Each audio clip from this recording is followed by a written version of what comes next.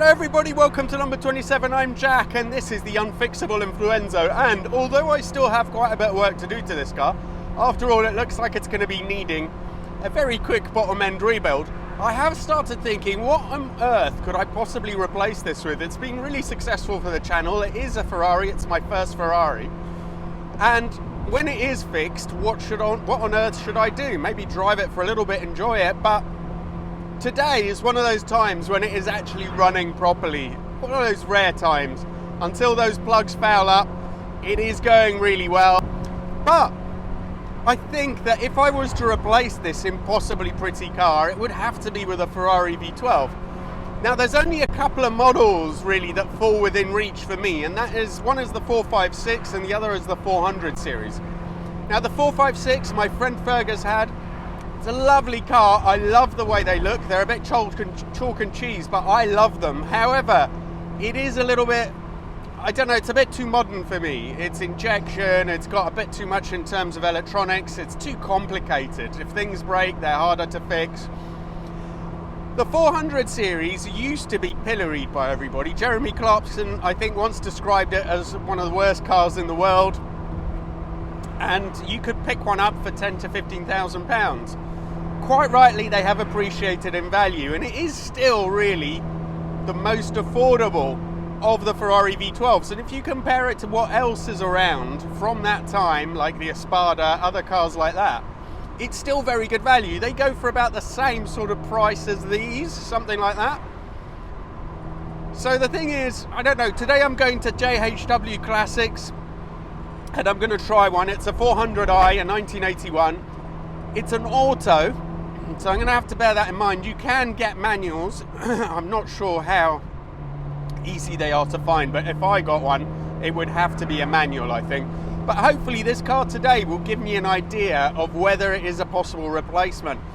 I've heard they drive pretty terribly from some people, but that they drive quite well from others. So I'm just really intrigued to see what it's like. You know, can it possibly be a replacement for the legendary InfluEnzo? And will it be as reliable?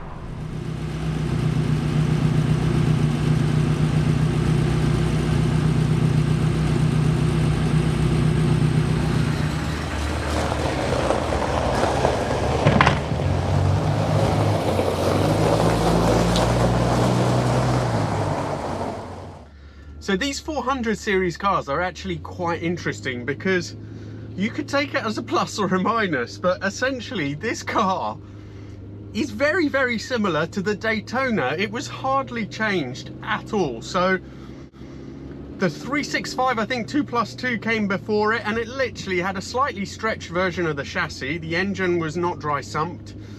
It had side draft carbs, 38s instead of 40s. But pretty much, and of course the Daytona was transaxle and this had the gearbox bolted straight onto the engine. But the chassis, the geometry, yes, the springs were a bit softer, but the actual car was pretty much the same sort of thing. So these, as I've said, over time, they have not had very much love. And I think there are many reasons for that, and it was also extremely expensive. It was, at the time, I think this was about £12,000, whereas the Daytona was only £10,000. So a hugely expensive thing. About 20% more expensive than Daytona. And for that, you get these two seats, which are, they are usable. I mean, they're not just for children, but they certainly wouldn't be comfortable on long distances for adults. They did give these 400s power steering, and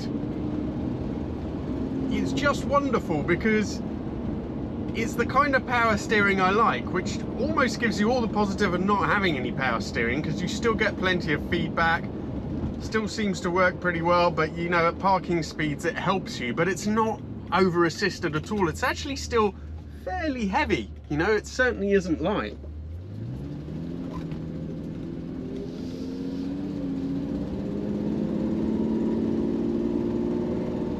Now this came after the 365 2+2, I think it was. Externally and mechanically, they're very, very similar. There isn't a lot in it. They were the first fully automatic Ferraris, so they have the GM 3-speed, which this car also has. And I think it makes sense at the time, obviously, for a Grand Tourer.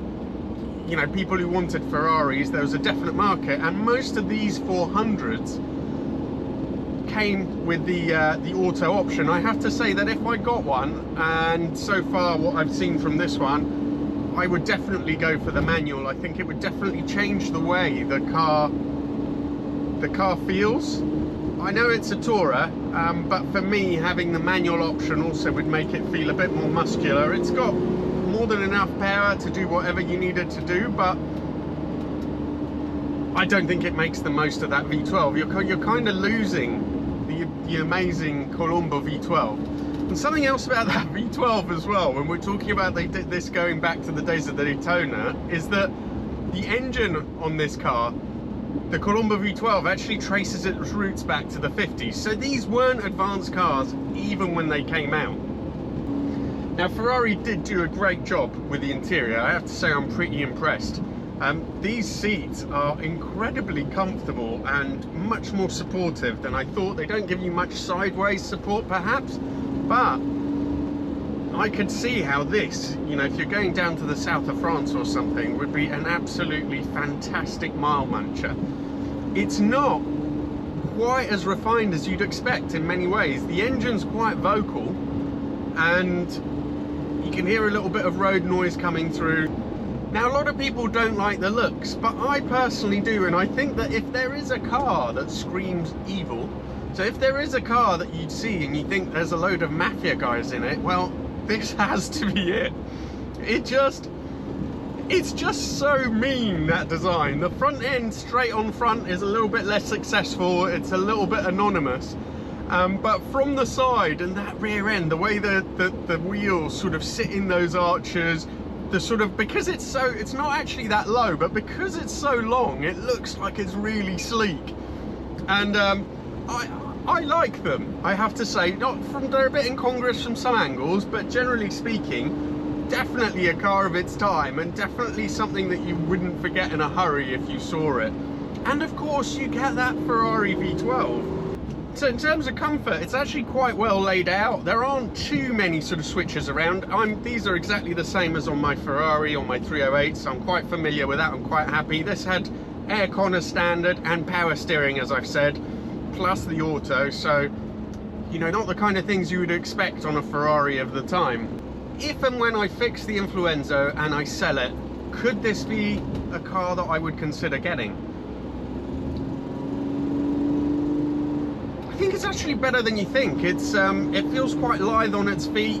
You can't go fast, but it handles fairly tidily for what looks like quite a big car by modern standards. I guess if you put it next to a modern car, it probably wouldn't. You'd realise it isn't that big after all.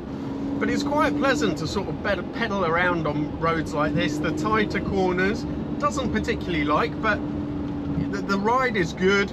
It's quite controlled. The driving position is a bit of the typical Italian one, with the sort of, either you have very long arms, shorter legs, but it's better and more comfortable than on my 308 for sure. Could this be the kind of car again that follows up the 308? I'm not sure. I think it's too different for me. And also earlier when I was looking at that V12, it was quite frankly, just the size of it, the complexity, it was scaring me senseless. So I'm not really sure if this is the right car to follow up on the 308. I think it's also, I tend to like smaller cars, but I think this is fantastic. You know, it is an interesting car and I'm glad I got to drive it, but perhaps it isn't the right sort of car for me. So it definitely has its charms, and as an old tourer, it is quite a cool and unique thing. I think only the Aston Martin, the Lagonda, is a car that kind of approaches it in terms of quirks, and that is much quirkier. But the design has just appreciated and evolved over, well, it hasn't evolved over time, but has appreciated. It was a car that I remember looking at it thinking, oh, that just looks like a massive low Fiat. And nowadays, instead, those sort of straight lines, I think it's come into its own. And obviously you're getting a Ferrari V12 and one of the older V12s with a chassis pretty much from a Daytona, for relatively little money. But yeah, it's not going to follow my 308. Thank you again to JHW Classics for letting me out in this. It's my first experience in a 400 series car, and it was fantastic. Really look forward to seeing you soon. Take care and see you for the next one.